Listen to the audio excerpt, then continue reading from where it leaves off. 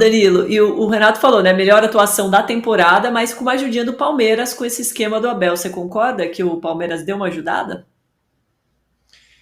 Assim, o Palmeiras, ele teve a primeira grande chance do jogo, numa arrancada do Endrick pela direita e o Breno Lopes não conseguiu concluir direito. E depois dali foi um domínio completo do Flamengo. É, o que me assusta nesse esquema do 3-5-2 não é, assim, eu não vejo problema em jogar com 3-5-2. Acho que demanda um pouco mais de tempo para você encaixar um esquema como esse, é claro, ainda mais mudando depois no meio da temporada. Mas o que me assusta é quando você faz um esquema com 3 zagueiros e 2 volantes e o time deixa tanto espaço atrás como a gente viu no primeiro e no segundo gol. No primeiro gol, o Pulgar ainda achou um belíssimo passe, o Pedro finalizou da melhor forma possível, enfim, o que o Flamengo tem de grande vantagem, que é essa técnica dos jogadores que o Flamengo tem no elenco. Agora, o segundo gol me pareceu assim até falha da postura, não só do buraco. Teve o buraco, teve a postura, jogador desistindo antes, Gustavo Gomes para no meio de campo, a zaga de costas para a bola, o Arrascaeta cabeceia no meio de 2 zagueiros, no meio de 2 defensores, tem o Piquerez. Então o que me assusta, na verdade, é num esquema de 3 zagueiros com 2 volantes ainda, você dá tanto espaço assim para o Flamengo. Eu, sinceramente, a gente vai falar, o esquema... O Palmeiras com 3-5-2 virou contra o Botafogo no segundo tempo, sem o Abel nem ter feito substituição no intervalo. O Palmeiras fez 5 no São Paulo, ganhou do Curitiba, o Palmeiras ganhou do Atlético Paranaense. Então é assim, tem jogos que funcionam, outros que não. O que me assustou ontem foi, depois desses 15 minutos, depois desse gol perdido pelo Breno Lopes, a postura do Palmeiras, que foi como se estivesse num jogo qualquer, como se estivesse num jogo que não vale nada isso aqui e tal. Assim, não poderia jogar dessa forma uma partida tão importante que, como eu disse, o Palmeiras vence ontem, ele eliminava o Flamengo. O Palmeiras não ia ser campeão automaticamente ontem, mas ele eliminava praticamente o Flamengo da briga. E isso é importante num campeonato de pontos corridos, restando 5 ou 6 rodadas, dependendo de qual time, você eliminar um concorrente direto na briga, que era o Flamengo. Há poucas rodadas, a gente falava que o Palmeiras estava fora, que ia ser um ano péssimo, o Palmeiras engatou 5 vitórias, e a gente está aqui agora falando que o Palmeiras era candidato ao título. O Flamengo vivia coisa parecida até ontem. Não sei, será que vai, será que não vai? Ganhou do Palmeiras, agora todo mundo sabe que o Flamengo é candidatíssimo ao título, junto com Palmeiras, Bragantino, Botafogo, Grêmio e, eventualmente, até o Atlético Mineiro, caso ganhe hoje, do Corinthians. Então essa postura do Palmeiras para um jogo desse tamanho que me assustou. Esse é o ponto. Eu não vou falar que foi o esquema, porque o esquema do Palmeiras foi responsável também por recolocar o Palmeiras nessa briga que o Palmeiras, todo mundo estava dando o Palmeiras fora já, né? Então eu não acho que é mais a postura. Então o Palmeiras tem 5 jogos para mostrar que essa postura foi um acaso e não algo comum desse final de temporada. Daqui a pouco eu vou pedir para vocês dois fazerem um favoritômetro de quem tá mais perto desse título. Mas antes tem um superchat para você, Danilo, do Francisco. Quando se fala que quem virou o jogo contra o Botafogo foi o Endrick e não o esquema do Abel, o Palmeiras só tá vivo por causa dele. É um nada coletivamente. Eu não concordo, eu não acho que é um nada coletivamente. Lógico que o Endrick é um jogadoraço, chamou aquele jogo, mas nada coletivamente não. Não tem como você com 3-1 virar lá pro 4-3. Foi muito, tem um espírito, tem um mental, tem muita coisa além do Endrick. O Endrick joga muita bola. Ontem jogou muita bola também. Foi o único jogador do Palmeiras que se salvou, que teve arrancada nesse primeiro jogo, nesse primeiro tempo que eu disse que poderia ter dado gol para o Breno Lopes. Teve outras arrancadas, mas você vê a grande diferença. Ontem o Endrick arrancava, tinha 3, 4, 5, às vezes 6 marcando o Endrick. Teve uma hora que o Luiz Guilherme arrancou no segundo tempo, ele estava cercado por 6 jogadores do Flamengo, e o Flamengo estava ganhando de 3-0. Então é isso, assim, a gente fala muitas vezes desse espírito do Palmeiras, e criticou muitas vezes a falta desse espírito pro Flamengo, e ontem a gente viu esse espírito coletivo, essa vontade, essa disposição, porque o Flamengo tem muita técnica, tem jogadoraços. Ontem Everton Ribeiro e Gabigol estavam no banco, como eu disse, Bruno Henrique e Thiago Maia e Felipe Luiz estavam suspensos. Então, assim, técnica tem de sobra no Flamengo. O que faltava, às vezes, era organização e vontade. Ontem mostrou.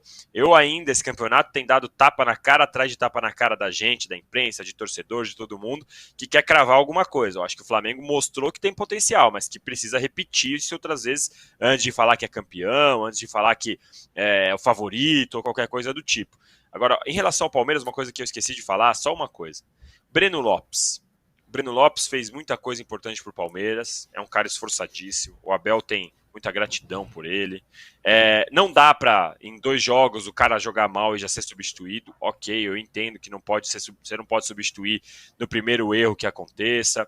Não dá pra você tirar o jogador a qualquer momento, porque você até desestabiliza os outros companheiros, do tipo, pô, se eu jogar um jogo mal, eu já perco a vaga. Ok, mas não dá pra essa gratidão se transformar em cadeira cativa. O Breno Lopes, ele perdeu o gol que poderia colocar o Palmeiras no jogo. Palmeiras 1-0, seria 1-0 para o Palmeiras no Maracanã, muda completamente o ambiente do jogo. E o Breno Lopes não é o cara que vai resolver jogo quando precisar sair de uma desvantagem.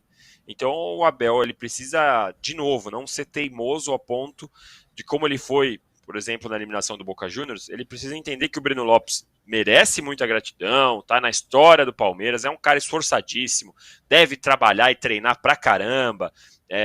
O perdão dele em relação ao dedo do meio que ele mostrou pra torcida, excelente, acho ok, perdeu a cabeça, já foi, já pediu desculpa, já passou. Mas não pode se transformar em cadeira cativa. Isso não tem como acontecer no Palmeiras, até porque o banco do Palmeiras tem Kevin, tem Rony, tem Luiz Guilherme, tem muitas outras opções que não se agarrar ao Breno Lopes até o final do campeonato.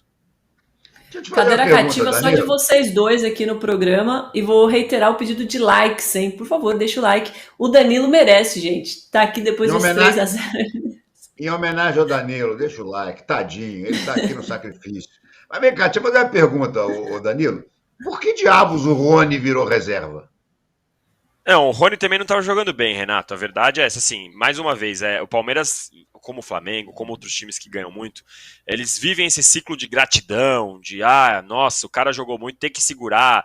A gente vê no Flamengo, o Gabigol, aconteceu isso recentemente, né? Outros jogadores, Everton Ribeiro também. No Palmeiras, o Rony, ele jogou muita bola no começo da temporada, jogou muita bola nas Libertadores que o Palmeiras ganhou, mas ele não estava bem.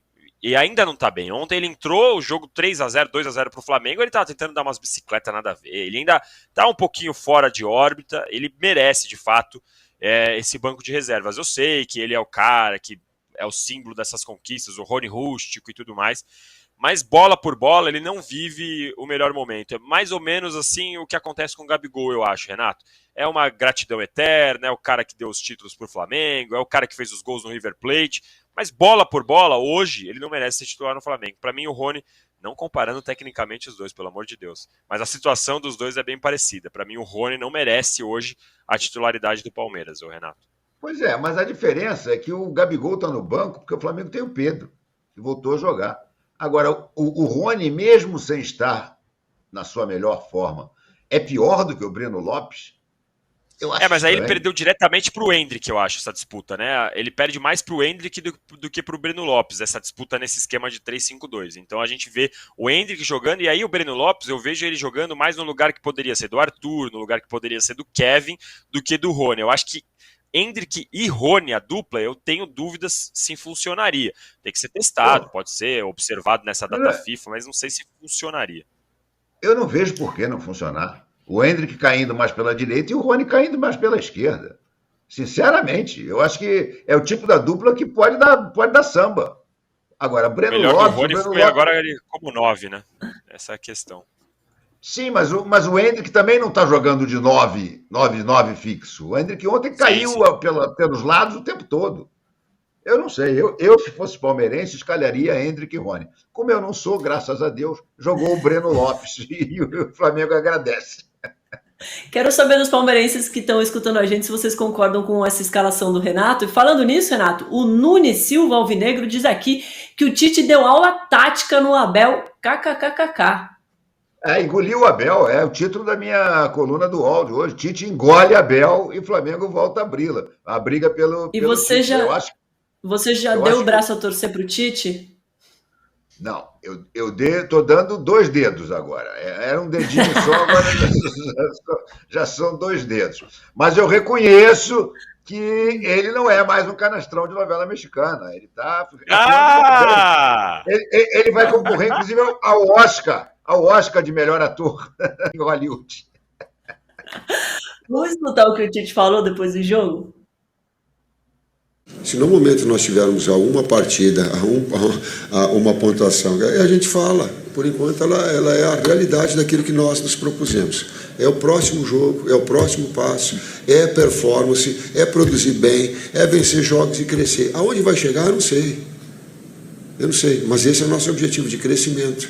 O objetivo inicial, sim, ele é de Libertadores direto, porém, é um campeonato que a cada rodada ele se move, ele se mexe, ele está muito equiparado, então não vou colocar do sonho nem do risco, daqui a pouco está colocando, não está nem no G4.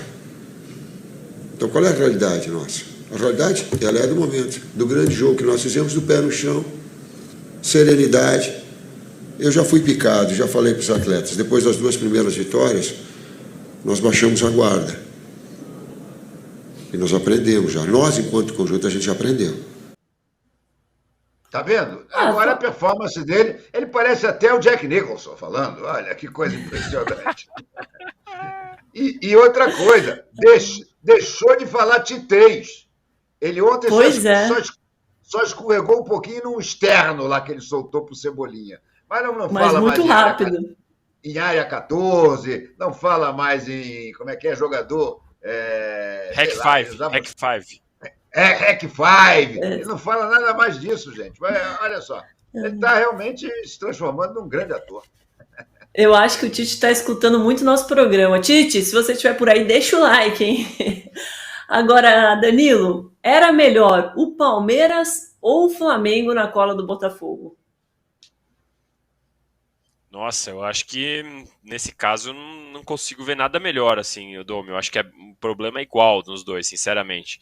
Palmeiras, por conta do coletivo, da força mental, por conta de ser um time cascudo, por fazer o que fez contra o Botafogo em pleno Newton Santos, é um time, assim, dificílimo, é um time que a gente não pode duvidar de nada. Mais uma vez, perdeu de 3-0 no Maracanã do Flamengo. Pode ser que no sábado ganhe de 4-0 do Inter, ou não, pode ser que perca de 2, não é, a questão é, você não duvida de uma reação do Palmeiras nos piores momentos. E o Flamengo é a questão, tecnicamente nunca ninguém duvidou do Flamengo. A gente tinha questões na organização, na vontade, que ontem mostrou o negócio ser um negócio assim, ontem foi muito bom, a ponto de o Renato estar aqui hoje tocando pandeiro pro Tite. Então é um negócio realmente que chama atenção como o Flamengo jogou bem ontem, organizado e com vontade. Então eu acho que para o Botafogo ele está no pior dos pesadelos. Ele conseguiu trazer os dois times que nos últimos anos se configuram como os mais vencedores e os mais fortes do país, junto aí com outros que estão sonhando junto, né? Grêmio, Atlético Mineiro e o próprio Bragantino. A questão é, o Botafogo tem a chance hoje de mostrar para todo mundo, falar, não, eu estava só querendo dar uma graça aqui pro campeonato, é só um segundo ato agora, e daqui para frente eu ganho tudo de novo, porque o Botafogo, se ganhar do Grêmio e aí tem um jogo a menos, ele volta a distanciar e aí deixa os caras brigando, toda essa briga que a gente está falando aqui vira briga pelo vice, e aí depende só do Botafogo. A questão é, você acha que o Botafogo vai reagir? Eu não acredito. Tô pronto para amanhã ser xingado pelos botafoguenses. Eu vou te xingar, inclusive, porque eu acho que o Botafogo vai vencer. Quero fazer um registro importante. Negócio de tocar pandeiro pro Tite, a gente viu como é que acabou, né? Então, pandeiro não entra na Gávea nem do Urubu. São instrumentos proibidos. Ó, a nossa enquete é sobre esse assunto. Depois dos jogos de ontem, quem assusta o Botafogo? Flamengo vencendo com 66% dos votos, Palmeiras 12%, Bragantino 7%, agora ninguém assusta o Fogão 15%. Qual que é o seu voto, Renato? O meu voto, uma vez mais, não está aí na enquete. Vocês esquecem dele sempre. Quem mais assusta o Botafogo é o próprio Botafogo. Porque, como lembrou bem o Danilo Lavieri, o Botafogo ainda tem condições. O único time que pode ser campeão, dependendo só dos seus resultados, é o Botafogo. Então, o Botafogo é que assusta o próprio Botafogo. Se o Botafogo retomar o que ele fez no primeiro turno, ele vai ser campeão, independentemente do que Palmeiras, Red Bull, Bragantino, Flamengo, Grêmio e Atlético fizerem. Agora, se ele continuar em viés de baixa como ele está, um viés altíssimo de baixa, olha só, viés alto de baixa, essa é boa, hein? Mas, enfim, a verdade é que o Botafogo é quem pode atrapalhar o Botafogo. Os outros todos, esse campeonato só não acabou já há algum tempo porque o Botafogo despecou. sei lá, no início do segundo turno, as contas que eram feitas, eu me lembro disso, eram com quantas rodadas de antecedência o Botafogo será campeão. E agora está esse bololô todo aí, lá em cima, assim como está um bololô também lá embaixo. Então, para mim, quem assusta o Botafogo é o próprio Botafogo.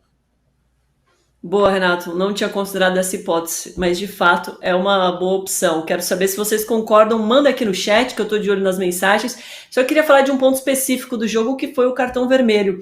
Já estava 2-0, e aí logo aos 3 do segundo tempo, o Gustavo Gomes fez uma falta no Arrascaeta, né, deixou o braço no pescoço, e o árbitro Rodrigo José Pereira de Lima deu cartão vermelho direto.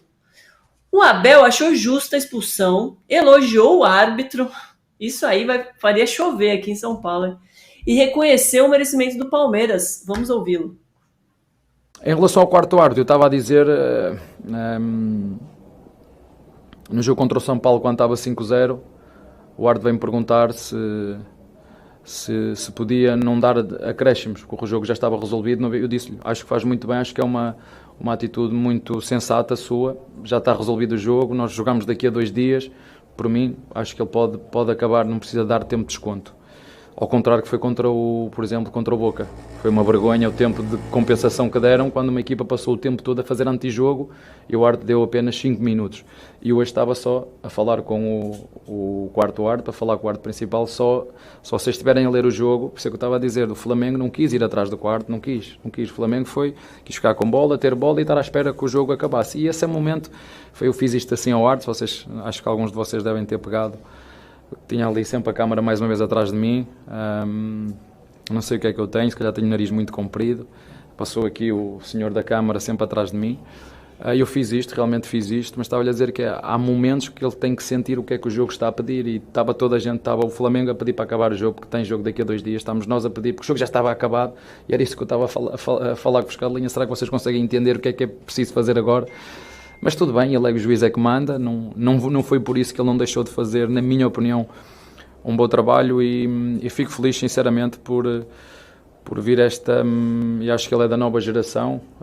Acho sinceramente que é um árbitro competente, não sei quantos anos ele tem, perdemos bem, ele expulsou bem, fez na minha opinião um grande jogo, e o futebol brasileiro, e sobretudo, precisa disto, precisa de gente nova, gente fresca, gente com novas ideias, com inovação, gente com coragem para continuar a fazer evoluir e crescer este grande espetáculo que é o futebol.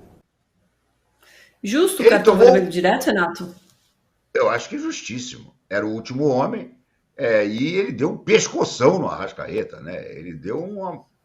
Sabe o que eu queria falar? Né? No pescoço do Arrascaeta, justíssimo. Agora, alguém injetou 1 litro de Rivotril na veia do Abel. Eu tenho certeza. Eu acho que ele está tomando suco de maracujá. Porque a calma dele nesse depoimento, olha, será que não é um clone? Será que não é um sósia do Abel Ferreira que puseram ali? Eu não reconheci, não. Se ele fosse sempre assim. Se ele fosse assim, Danilo. Se fosse assim, talvez ele não seria o Abel, não teria a idolatria que tem, porque a gente gosta de humanos que perdem a cabeça às vezes, que fazem coisas erradas, nem todo mundo só acerta, acho que faz parte, lógico que ele erra, lógico que ele passou do ponto muitas vezes, mas faz parte, perder a cabeça às vezes no futebol, no ambiente ali, dentro de campo, tem que pedir desculpa. O problema do Abel é quando ele não pede desculpa, quando ele acha que ele está sempre certo, quando mesmo depois de ver o próprio erro não reconhece o erro.